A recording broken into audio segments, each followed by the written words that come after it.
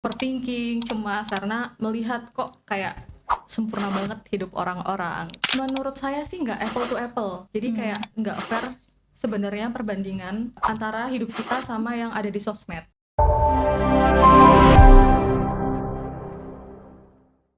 Pernah nggak sih kalian habis scroll sosmed terus ngerasanya capek banget, overthinking, padahal nggak ngapa-ngapain? Ngelihat kehidupannya orang yang mulus banget dengan segala pencapaiannya bikin kita makin overthinking. Dan kita ngerasa stuck masih di sini-sini aja.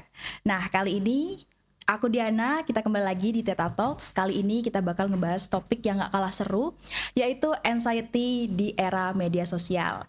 Tentunya aku sekarang gak sendirian, aku ditemani oleh yang profesional di bidangnya dari Garwita Institute. Welcome Kak Isla. Halo Kak Isla. Halo Kak Diana. Oke, apa kabar nih Kak Isla?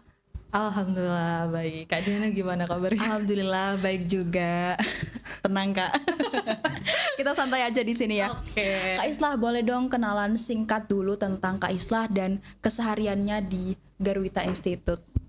Oke, perkenalkan nama aku Isla, psikolog klinis di Garwita Institute. Jadi kesehariannya sih biasanya nanganin klien atau pasien yang datang ya Kak, kayak gitu. Jadi kurang lebih kayak gitu. Kalau enggak, kalau ada ngisi-ngisi acara itu ngisi acara buat psikoedukasi kayak gitu sih. Oh, berarti Kurang Kakak lebih. juga sering ya ngisi-ngisi acara gitu? Lumayan. Wow. Ini podcast keberapa nih Kak? Kalau podcast pertama kali Oke, ya. perdana ya ini. Iya, perdana. Oke, Kak Islah, kan tadi kita kan sempat ngebahas soal topik kita nih pada hari ini. Kita tuh sering banget buka sosmed nih keterusan, terus akhirnya dipikir-pikir kok malah jadi bikin kita ke-trigger gitu Kak sama hal-hal yang kita nggak tahu itu apa gitu ya. Nah, kita tarik nih dari topik hari ini. Menurut Kak Islah sendiri, kenapa sih Kak sosial media itu menjadi pintu utama munculnya anxiety terutama untuk Gen Z nih Kak? Oke. Jadi kalau misalnya kita lihat nih, kan wajar banget ya sekarang emang eranya digital. Jadi Betul. segalanya serba digital gitu. Apalagi Gen Z itu kan lahirnya udah serba kayak digital itu udah jalan ya. Jadi Iya. serba instan dari Betul. lahir gitu ya. Nah, itu akhirnya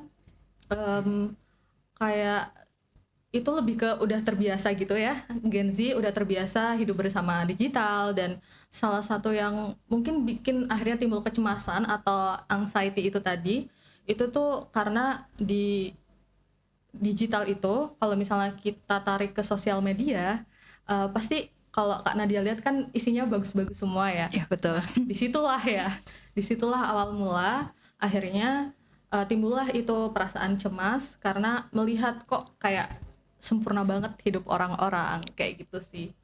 Betul Kak, apalagi sekarang tuh rasanya kayak lomba gitu nggak sih Kak? Betul, Kayak betul. kita kayak dikejar tapi nggak tahu nih apa yang ngejar. Bener. Startnya kapan kita nggak tahu, terus finishnya juga di mana kita nggak tahu. Terus kita juga sering ngebandingin hidup-hidup kita sama orang lain yang sebenarnya kita tuh cuman lihat sepersekian persennya ya Kak ya dari kehidupan orang lain. Tapi sebenarnya wajar nggak sih Kak kondisi itu? Maksudnya wajar nggak sih kondisi itu ngerasa kita tuh capek gitu ngelihatnya? Wajar banget ya kita ngerasa capek.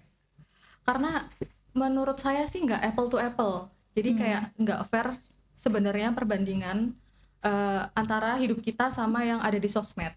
Kenapa? Karena kayak kalau misalnya social comparison itu, jadi kita ngelihat hidup kita yang real ini, jadi kayak yang kayak masih, pokoknya kan kita tahu ya hidup kita secara utuh ya. Betul. Terus lihat hidup orang lain yang kayak udah kesaring, udah difilter, Iya. ya kan. Dan itu kayak the best version gitu loh dari orang lain itu. Makanya kan kita jadi kayak wah, kayak aku ketinggalan jauh Iya, gitu. enak banget Otomatis, hidupnya. jadi akhirnya kayak kita cemas banget gitu.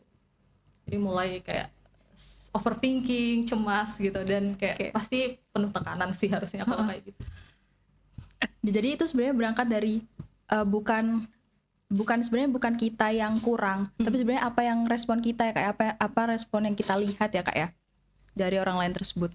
Nah Kak, ini mungkin Gen Z relate banget nih. Kita tuh sering ngelihat story teman, ya kan? Mungkin pagi-pagi mereka udah produktif, mereka udah nge-gym, mungkin ya kan sekarang FOMO banget kan, banyak orang yang FOMO nge-gym segala macam olahraga. Terus kita ngelihat nih diri kita sendiri mungkin masih stuck di itu aja. Mungkin kita masih bingung nih arahnya mau kemana. Nah, hal-hal yang kelihatannya sepele kayak gini nih Kak, sebenarnya itu normal nggak sih kalau misalnya kita ngerasa tertinggal? Tadi kan capek. Kalau kita ngerasa tertinggal, menurut kakak normal nggak sih? Kembali lagi ya, kalau misalnya kita merasa aja, semua perasaan itu boleh ya. Jadi kalau misalnya kita merasa tertinggal, itu ya boleh. Tapi menjadi agak menyulitkan ketika kayak perasaan tertinggal ini tuh menetap gitu loh. Jadi kayak perasaan apapun itu sebenarnya kan kita bisa merasakan apapun ya. Tapi kalau itu menetap dalam jangka waktu lama, misalnya merasa tertinggal, itu akan memberikan dampak atau efek otomatis kan. Jadi kayak ngerasa akhirnya lama-lama, wah aku tidak sebaik temenku, terus akhirnya menarik diri kayak gitu. Tapi kalau misalnya perasaan itu cuma sebentar ya kayak ya udah gitu kan, itu kan beda ya sama kalau misalnya di internalisasi ke dalam diri kayak gitu sih. Oke, berarti sebenarnya rasa takut ini sebenarnya boleh-boleh aja ya Kak ya. Karena kalau misalnya kita nggak punya rasa takut, berarti kita nggak bisa aware nih sama diri kita sendiri. Kalau misalnya kita nggak punya rasa takut, kayak ya udah let it flow aja. Betul, betul. Nah, Kak, terus dari situ tanda-tanda anxiety yang sering muncul di Gen Z Kak, biasanya mulai kelihatannya tuh dari mana sih? Biasanya itu kan kalau bilang cemas doang gampang ya, maksudnya kayak cemasnya kayak gimana, itu biasanya ditunjukkan dengan kelelahan secara sosial. Jadi dia tuh merasa lelah secara emosi, secara fisik, secara keseluruhan gitu, dan bisa jadi sampai burnout. Pernah dengar burnout? Iya, sering banget. Jadi kayak udah stres yang akut gitu loh karena kelelahan itu. Dan juga biasanya apalagi di kalangan Gen Z kan sekarang mungkin ada yang masih mahasiswa juga ya. Nah, itu tuh bisa jadi tipe orang yang perfeksionis gitu loh. Karena kan dia suka lihat yang perfect itu, betul. Dan akhirnya dia punya standar yang kayak agak nggak make sense gitu loh, standar orang lain kan soalnya. Jadi akhirnya perfeksionis, dan biasanya orang yang perfeksionis itu merasa apapun itu nggak cukup. Jadi malah kayak menghambat dia melakukan tugasnya gitu loh, karena ngerasa kayak oh ini kayaknya jelek deh, akhirnya nunda-nunda kayak gitu sih. Oh iya Kak, ya ampun relate itu banget. Bisa kelihatan dari situ. Iya. Berarti istilah kayak social butterfly habis itu beneran ada ya Kak ya. Jadi bukan karena mereka capek secara fisik, tapi mungkin secara mentalnya ya. Betul. Oke, karena kakak pernah nggak tapi nemuin klien-klien kakak yang seperti itu, anxiety gitu? Pernah. Ada beberapa sih. Dan kalau Gen Z itu berarti kayak yang SMA gitu ya kan, SMA, kuliah. Ini kebanyakan sih kliennya tuh SMA mau ke kuliah atau kuliah ya. Jadi mereka itu banyak cemas gitu loh, karena kayak yang terakhir itu ngerasa kayak dia punya self esteem yang rendah, jadi kayak merasa dirinya buruk gitu. Jadi kayak cemas gitu, takut ditinggalkan ya. Itu sih karena kayak banyak yang dilihat kan dari sosial media itu yang sempurna gitu kan kelihatannya gitu, kayak gitu sih.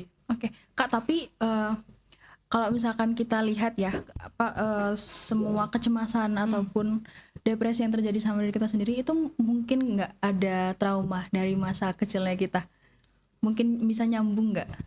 Bisa, jadi kayak itu tuh bisa aja menjadi salah satu faktor yang memicu ya, yang memicu itu bisa banget lah ya Kak, itu bisa terjadi gitu.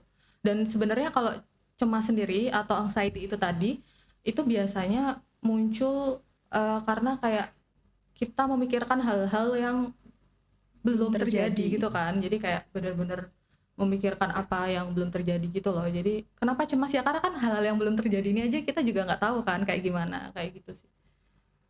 Tapi apa salahnya Kak ya? Misalnya kita kan overthinking, kita kan pasti mikir kan Kak. Oke, kita usaha, tapi secara nggak langsung mungkin di alam bawah sadar kita pasti mikir nih hal-hal yang buruk atau yang baik yang mungkin terjadi ke depannya. Itu gimana sih Kak caranya kita mengekspresikan caranya kita untuk tetap berada di level yang positif ya mungkin ya, nggak terbawa arus terlalu overthinking, yang netral aja. Gimana Kak? Jadi kayak kalau overthinking juga nggak baik. Overthinking itu sebenarnya wajar ketika itu tidak berlebihan. Jadi Oke. kayak kata kuncinya itu sebenarnya apapun itu kayak masih nggak masalah kalau nggak berlebihan gitu. Bahkan stres aja itu kita butuhkan. Kalau nggak Oke. kita nggak ngerasa stres kan kita jadi nggak jalan ya. Heeh. Jadi kadang kita overthinking pun kalau misalnya itu kayak sebentar gitu kan, dalam jangka waktu yang pendek pun itu nggak masalah gitu. Jadi tadi pertanyaannya Kak dia, Iya, gimana Kak caranya kita misalkan kan kita overthinking. Overthinking kan kita kan pasti kan ya Kak, karena kita melakukan sesuatu meskipun kita sudah berusaha yang terbaik, kita pasti memikirkan hal yang buruk yang akan terjadi atau kemungkinan yang baik yang akan terjadi. Kita kan nggak mungkin menyampingkan yang kemungkinan terburuk kan Kak. Gimana kita bisa lebih lebih berdiri dengan percaya diri gitu Kak, tanpa harus ke distract tentang apa yang akan terjadi, hal-hal buruk ke depannya gitu. Oke, itu pernah ini mindful. Oh, mindfulness ya Kak ya. Aku pernah dengar lagi ini itu. sekarang lagi tren banget ya. Jadi kalau mindful itu cenderung untuk berfokus pada saat ini, dan ini kayaknya jarang dimiliki ya oleh apalagi Gen Z gitu kan, karena kayak kalau nggak masa lalu masa depan gitu. Iya betul lagi. Gitu. Caranya tuh sebenarnya kalau mindful itu pada dasarnya tekniknya itu salah satunya tuh kayak teknik pernafasan yang kayak kita misalnya kayak aduh overthinking nih, terus kita kayak duduk cari tempat, terus kita pakai teknik 4-4-4 namanya. Jadi kayak kita tarik nafas 4 detik, ditahan terus dikeluarkan gitu, tarik nafas lagi dari hidung dikeluarkan. Itu salah satu cara yang bisa dicoba gitu. Tapi yang lain-lain itu juga ada Kak, salah satunya ini makan. Oke. Namanya mindful eating. Hah? Jadi makan tanpa lihat apapun. Iya, itu nggak usah nonton gadget. Dan itu kayaknya saya lihat ya agak jarang ya sekarang ya, soalnya kan Kata kayak siapa Kak? oh Banyak Diana temen-temenku di makan sini. sendiri. Temen-temenku di sini makanya sambil nonton. Iya, maksudnya agak jarang yang makan nggak sambil nonton. Oh gitu. Iya sih. Ya, Nah itu tuh sebenarnya bisa dibuat latihan. Jadi kayak latihan gampangnya tuh misalnya kita makan permen gitu. Kadang-kala kalau kita kayak nggak fokus sama yang sekarang tuh, itu kan kayak kita nggak terlalu tahu ya rasa permennya kayak gimana gitu kan. Jadi kayak kita rasain gitu, kita pegang bentuknya kayak gimana, yang kayak gitu. Jadi bahkan makan aja itu sebenarnya harus mindful. Jadi kalau sesederhana makan aja kita sambil pakai nonton, ya bisa jadi itu juga memperbesar kemungkinan kita jadi cemas gitu kan. Jadi itu salah juga satunya. masuk ke mindfulness ya Kak ya. Iya, Jadi masuk. makan pun kalau misalnya kita screen time, kita juga nggak fokus dengan apa yang masuk ke dalam tubuh. Iya betul. Oke. Kayak kita jadi kadang-kadang itu jadi nggak kenyang. Itu ada hubungannya juga mungkin ya. karena lupa ya Kak. Iya, kayak udah makan belum sih? Betul. Jadi kan kita Iya, kayak betul. ngunyahnya aja mungkin cuman 2 kali doang, terus kayak langsung hilang gitu. Iya langsung hilang. Kayak gitu sih. Gitu. Oke. Kayak gitu tuh bisa kayak gitu. Atau bisa juga kayak gini. Jadi kan orang-orang itu cenderung rasa overthinking atau cemas itu kan nggak enak ya, nggak nyaman gitu. Jadi kita kadang itu cari cara biar dia itu terpress gitu, jadi kayak ditekan gitu. Nah cara itu kan kurang baik karena pada suatu waktu bisa muncul gitu. Jadi kalau misalnya kita overthinking, kita juga bisa pakai 5 menit waktu kita buat ya udah keluarin itu semua overthinking gitu. kita. Kayak kita timer juga boleh, yuk 5 menit udahlah apa itu yang aku pikirin. Kita bisa tulis kayak gitu, tulisin aja itu isi kepalanya kayak gimana. Jadi seenggaknya tuh ada yang keluar gitu, yang di dalam otak ini kan penuh banget ya. Iya betul. Kayak gitu sih. Kak, tapi sebenarnya mungkin itu berangkat dari pas waktu kita kecil nggak sih Kak? Karena mungkin dulu pas kita kecil, kalau pas kita mau mengeluarkan emosi kita, isi kepala kita, orang tua tuh marah. Jadinya akhirnya kita kalau ada apa-apa dipendam sendiri. Akhirnya itu tuh merupakan sesuatu yang masih belum diketahui nih sama banyak orang. Jadi mereka nggak bisa mencerna emosinya sendiri karena tuntutan dari orang tua yang sebelumnya dulu itu. Jadi mereka nggak bisa mindfulness. Nah ngomong-ngomong soal mindfulness tadi Kak, aku sering banget dengerin podcast mindfulness tuh hidup di hari ini. Betul. Nah itu gimana sih Kak? Ya itu berarti kan kita fokus aja gitu sama hari ini. Jadi kita nggak terlalu mikirin yang sebelumnya itu dan mikirin yang akan datang. Jadi analogi yang gampang itu kayak kita lagi nyetir motor atau mobil gitu. Nah kita kadang-kadang kan lihat ke spionnya ya. Nah, spion itu ibarat kayak masa lalu, terus Oke. depan itu ya masa depan gitu ya. Tapi kan kita fokus nyetir. Kalau nggak fokus nyetir nanti bisa nabrak gitu. Jadi sesekali boleh kayak memikirkan masa depan. Terus masa lalu juga kadang-kadang kan ada kisah-kisah kelam Iya, yang kita betul. tiba-tiba ingat ya. Tapi kalau yang berlarut-larut itu yang tidak disarankan kayak gitu sih. Oke, Kak, emang aku pernah nemu quotes sih, katanya kunci bahagia itu adalah hidup di hari ini. Itu termasuk mindfulness kan ya, Kak ya? Betul. Nah, berarti kan banyak banget orang biasanya hidupnya tuh mikirin kalau nggak yang kemarin-kemarin atau enggak yang besok gimana nih segala macamnya. Jarang banget Kak orang, bahkan aku pun sendiri, aku tuh pernah melatih diriku sendiri buat mindfulness untuk hidup di hari ini. Tapi susah, akhirnya aku nggak bisa menikmatin hidupku yang hari ini karena ya overthinking tadi, mikirin besok gimana, terus yang tadi tuh gimana ya, kayak misalkan tadi aku lagi ngapain meeting atau segala macam, ada tadi nggak omonganku yang mungkin nyakitin orang gitu Kak. Jadi susah banget nih hidup di hari ini. Ada nggak Kak cara atau tips supaya kita bisa lebih mindfulness? Lebih mindful ya. Ya itu tadi Kak Diana. Jadi kita perlu melatih ya. Jadi mindful ini bukan yang kayak misalnya kita sehari langsung, aduh aku pengen mindful gitu kan, terus langsung bisa. Saya rasa sih kalau misalnya kita tidak terbiasa, itu berarti kan butuh cukup waktu untuk latihan. Jadi ya itu perlu latihan. Jadi salah satunya tadi kalau misalnya makan nggak disambi Nggak screen time. kayak gitu. Terus habis itu kalau misalnya mengerjakan itu biasanya kan orang cenderung multitasking ya, karena kan multitasking kita biar cepet selesai. betul. Jadi kan kayak kita udah terbiasa ya nonton TV sama makan, terus kita ngapain sama ngapain gitu. Nah itu bisa dibiasakan untuk melakukannya satu-satu kayak gitu. Setelah selesai baru satunya. Dan tadi kalau misalnya Kak Diana suka nulis gitu kan, itu bisa juga dituliskan. Jadi kalau saya pribadi itu menyediakan satu lembar kertas. Jadi kalau misalnya ada yang muncul di pikiran itu saya tulis Oke. gitu. Kayak journaling gitu ya Kak? Selembar aja sih. Oh, selembar aja. Jadi kadang kalau journaling itu kan kita cenderung terpressure ya. Jadi kayak aku harus nulis yang kayak gimana. Oh, gitu. Betul. Nah kalau ini tuh kayak draft kertas aja gitu loh. Jadi kayak apa yang dirasain betul. hari ini? Jadi nggak ada pressure buat tulisanku harus kayak gimana. Tapi kayak aduh aku nih pikiranku ini apa ya yang muncul. Jadi kayak dituliskan gitu. Misalnya Oke. kok kayaknya kepalaku ini gitu. Lagi penuh banget nih apa yang Betul, dirasain. Betul. Oh iya, aku juga pernah baca sih katanya kalau misalnya kita mau meregulasi apa yang kita rasain, kita bisa lewat tulisan. Betul. Karena itu lebih apa ya katanya? Apa istilahnya aku nggak tahu Kak. Nah, iya Kak, aku juga dulu tuh suka banget nulis tau Kak. Jadi setiap hari aku tuh pasti bakal ada aja yang aku ceritain di buku itu. Even aku ketemu sama Pak Satpam pun dan Pak Satpamnya tuh bilang hati-hati pun, itu udah aku ngerasa seneng banget gitu loh. Dan itu aku tulis. Dan itu aku lebih apa ya? Lebih mindfulness sih hari itu, kayak tidur itu benar-benar nggak ada beban. Karena mungkin udah aku tulis ya Kak ya. Gitu Kayak apa gimana cara kerjanya?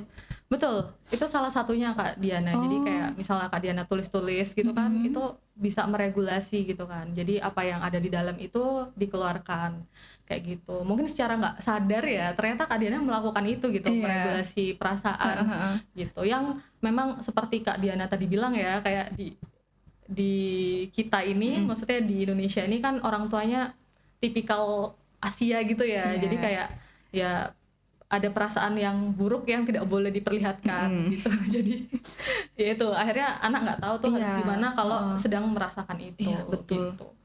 Ya Kak, nah ini kita kembali ke pembahasan lain Kak. Oke. Dari semua tekanan yang tadi kita bahas, kita jawabin ya Kak ya. Dari tadi yang kita ngebahas soal perbandingan, terus validasi, mungkin kita perlu validasi, terus ada FOMO juga nih Kak. FOMO. Iya. Nah, kalau Gen Z lagi ngerasain anxiety nih Kak, karena sosial media, mungkin langkah kecil apa sih Kak yang perlu dilakukan? Atau mungkin dari Kakak sendiri deh, contohnya mungkin. Kalau misalnya lagi Anxiety karena sosial media, itu ya, berarti kan anxiety ini karena kayak udah cemas nih. Iya, betul. Dia buka sosmed itu udah kayak ngerasa gak nyaman ya.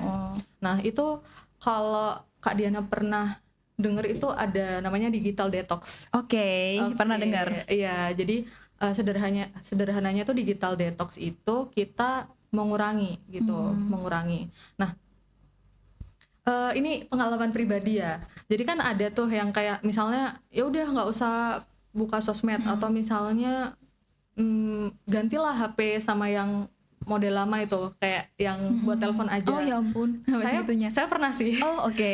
Waktu itu lagi tesis soalnya, jadi kayak saya harus fokus ya. Dan ternyata kalau misalnya kita melakukan yang kayak lumayan ekstrim kayak gitu, malah itu kayak nggak bertahan lama. Karena mungkin sehari 2 hari kita bisa ya kayak aduh pokoknya aku nggak boleh nih buka sosmed atau buka apapun itulah ya yang bikin distraksi gitu kan. Itu abis itu ya 2 hari itu udah nggak tahan, akhirnya malah mungkin lebih parah gitu. Nanti akhirnya kayak wah aku kemarin 2 hari udah self reward nih langsung ya. Betul self reward ya. Jadi pertama kita lihat dulu screen time kita di HP, kan ada ya kayak berapa lama kita pakai aplikasi gitu. Ada. Tiap orang kan pasti beda-beda tuh. Kita lihat yang tertinggi lah, nomor 1, nomor 2 gitu. Nanti kalau misalnya itu adalah aplikasi atau sosmed yang bikin kita terdistraksi melakukan hal yang baik atau positif, kita berarti kurangi. Misalnya kayak 1 hari 7 jam gitu kan, itu kan lama ya, 7 jam atau 13 jam gitu. Nah kita yang realistis aja, kayak berapa lama aku sanggup gitu buat dibatesin gitu. Misalnya kayak 1 jam atau 30 menit ya, kita ini kayak kalau HP kan beda-beda ya, pokoknya kita batasi itu 1 jam, biasanya habis itu nanti ketutup kayak gitu sih. Nah kadang-kadang kalau kita agak impulsif atau nggak terkontrol, kadang-kadang kan kita melanggar.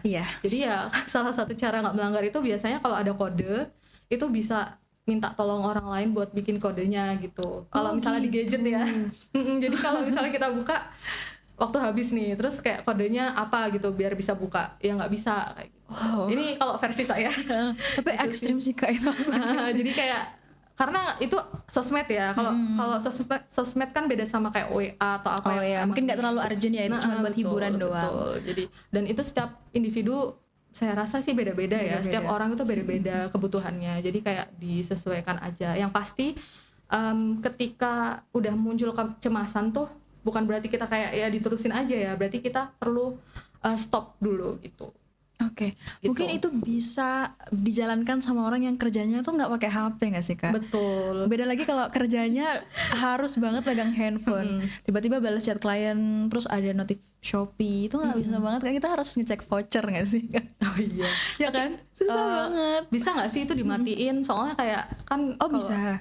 Enggak, maksudnya saya kayak ke Kak Diana nih, kalau dimatiin kan dia nggak bakalan muncul.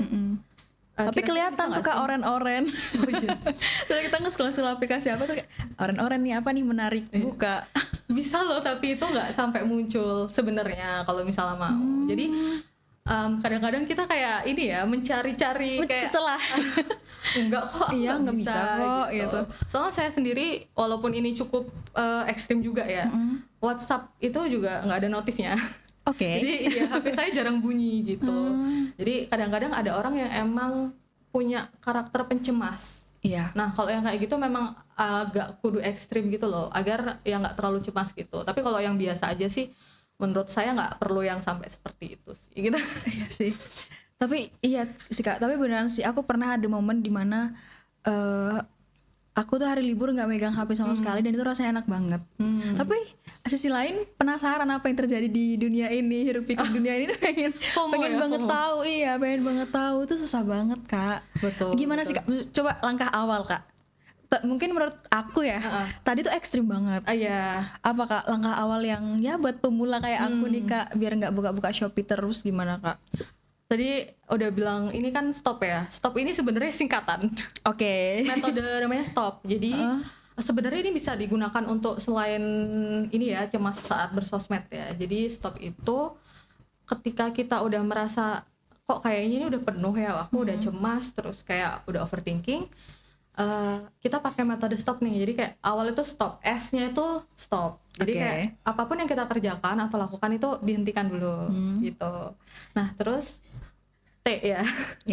T-nya itu apa tuh T? Thinking ya. Jadi thinking. Kayak Stop thinking. O-nya observe. Jadi dia bahasa P-nya proses. Jadi kayak stop, terus thinking itu kita mikir gini, ini aku ngerasain apa ya gitu. Kayak cemas gitu. Kadang-kadang gini Kak, ada ya karena kita nggak dibiasakan memvalidasi perasaan ya, kadang kita bingung kayak Kak, betul, apa sih yang tak rasain gitu. Jadi awal-awal memang kita butuh mengenali gitu, belajar mengenali emosi dulu sebenarnya ya Iya, iya, gitu. iya. Jadi apa sih yang aku rasain gitu. Jadi kayak oh kayaknya aku cemas. Oh aku kok kayaknya aku rasanya iri ngelihat apa temanku Pencapaian begini orang gitu. lain. Jadinya aku cemas ya kayak gitu. Jadi kita perlu menyadari dulu. Itu langkah awal. Kalau itu di skip ya berarti kan kita nyekip apa yang terjadi gitu loh. Sama diri kita sendiri. Betul kayak gitu. Jadi kita thinking dulu nih kayak apa ya gitu. Oke, Nah, berarti ya Kak. enggak Maaf. udah. Iya, berarti Masih teknik. validasi emosi, validasi perasaan itu penting banget ya Kak ya? Di diri sendiri. Penting Soalnya banget sih. kadang kita ngabaikan nggak sih kayak aku takut, enggak, itu ayo berani. Itu berarti kita ngebohongin ya Kak ya? Heeh. Itu berarti nggak baik untuk kita. Lebih ke seenggaknya walaupun misalnya ya kita nggak bisa ke orang lain, tapi kan kayak kalau ke diri sendiri kenapa kita Nggak menutupi jujur ya. gitu loh. Karena mungkin kayak kita terbiasa harus kelihatan fine Iya, gitu ya di betul, depan betul, orang betul. lain gitu. Soalnya kayak beberapa klien saya itu kayak karena yang masalah emosi ini tuh akhirnya mereka bisa depresi, terus bisa gangguan kepribadian gitu Kak. Jadi kayak efeknya tuh lumayan besar gitu loh kalau kita kayak aduh enggak kok aku nggak apa-apa gitu. Oke. Itu sih. Jadi kayak thinking ini berarti perlu skill untuk tahu ya kayak yang kita rasakan apa. Kayak gitu. Oke, dan divalidasi, jangan enggak gitu ya Iya, Kak ya? awalnya divalidasi dulu. Jadi kayak divalidasi dulu. Nah, baru itu kan kita pikirkan selanjutnya gitu loh. Jadi kalau dari awal kita udah tolak, nah itu jadi masalah gitu. Dan ini kayaknya jadi agak panjang ya Nggak ngomongin apa-apa. perasaan ini. Dan kalau cara kerja pikiran kita itu makin kita kayak enggak kok itu makin muncul. Jadi misalnya kayak kita nggak mau mikirin sesuatu ya. Misalnya kita kayak Kak Diana sekarang saya suruh buat nggak mikirin gajah gitu. Terus gajahnya warna pink. Terus saya bilang kayak jangan pikirin gajah warna pink. Pasti Kayak yang tambah- ke-record gajah pink. Walaupun kayak nggak boleh gitu kan. Nah itu. Jadi itu iya, sih. iya. Jadi mereka lumayan usil gitu. Jadi Oke. cara kerjanya itu kayak gitu. Gitu. Kayak peraturan dibuat untuk dilanggar. Jadi makin kita Nggak bolehin, makin kita pikirin. jadi Oke. awalnya kita ini aku ngerasa marah gitu, aku ngerasa kesel sama yang ada di sosmed itu kan, aku ngerasa sedih ngelihat kayak aku gini-gini aja, Iya. orang itu udah kayak sampai mana kayak gitu. Jadi kita harus akui dulu itu gitu. Dan setelah itu baru kita pikirkan gitu apa nextnya gitu. Jadi Iya. nggak berhenti sampai Iya, gitu betul. doang ya. Jadi kalau berhenti sampai situ juga nggak selesai kan. Iya. Jadi gitu. Terus udah STO ya. Oke. Nah, itu tadi observe sih sama kayak tadi. Jadi observe itu observasi. Jadi observasi yang tadi apa yang kita rasain itu ya tadi itu. Terus P itu proceed atau proses. Jadi setelah itu kita proses. Setelah kita kayak yang misalnya sosmed nih. Oh, ini aku ngerasa cemas gitu kan. Akhirnya prosesnya kita kayak oh berarti aku berhenti dulu misalnya. Oke. Kayak HP ini misalnya di IG gitu atau di mana gitu. Jadi kayak ditutup dulu, ditaruh. Stop dulu. Stop dulu. Yang Terus baru. betul. Jadi pertama-tama itu ya stop itu ya, S-nya itu stop. Kayak gitu secara sederhana yang mungkin bisa berhasil bisa enggak juga ya. Gitu. Seenggaknya kita mencoba ya Kak ya? Betul, dan segala hal ini tuh skill ya Kak. Jadi kalau misalnya kita berharap misalnya pertama kok aku nggak berhasil terus kita menyerah ya itu kan karena kemampuan itu harus dibangun ya. Jadi nggak apa-apa kalau misalnya nggak berhasil sekarang ya nanti dicoba lagi kayak gitu. Oke, wow. Aku akhirnya tahu jawabannya. Oke, berarti kalau misalnya ada notif Shopee, oke, stop. Gitu ya. Soalnya nanti buka ya. Iya, soalnya gitu. Dan terus kadang-kadang apalagi jam 2 pagi buka Shopee, tiba-tiba nggak sadar besok kok pesan terkirim apaan? 6 barang terkirim, ya ampun. Nggak sadar ya? Nggak sadar. Tidak mindful. Iya, nggak mindfulness. Jadi tiba-tiba merem check out ternyata. Kak, sebagai penutup nih Kak, aku pengen ngajak Kakak ngomong langsung ke Sobat Teta di rumah. Buat mereka yang sekarang lagi overthinking nih, jam 2 pagi scroll-scroll TikTok, scroll sosmed, ngerasa capek sama diri sendiri, apa yang pengen Kakak sampein? Lihat ke sini. Oke. Ini satu kalimat gitu ya. Iya, terserah Kakak, bebas. Untuk teman-teman, ini ada satu kalimat yang biasanya ini gini Kak, biasanya saya bilangnya itu jangan terlalu keras pada diri sendiri. Oh. Cuman kayak sekarang saya modifikasi nih.